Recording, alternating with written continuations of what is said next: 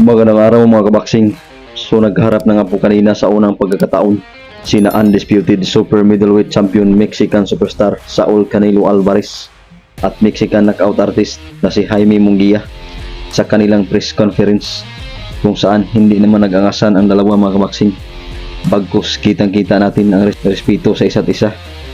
Ang kanilang laban ay ngayong Mayo 5 na mga kabaksing, kung saan susubukan ni Munguia na agawin ang lahat ng titulo ni Canelo sa super middleweight. Samantalang sa interview naman ni Canelo mga kabaksing tungkol sa matagal ng pinapangarap ng mga boxing fans na laban nila ni Mexican Monster David Benavides, ay sinabi niya mga kabaksing na handa niyang labanan si Benavides kahit bukas pa kung ang ibabayad sa kanya ay 150 to 200 million dollars. 150 to 200 million. I fight tomorrow. Tingin niyo mga kabaksing, sino kayang siraulong promoter o negosyante ang handang magbayad ni Canelo ng ganong halaga para lang labanan si Benavides? O paraan lang yan ni Canelo para iwasan talaga si Benavides mga kabaksing?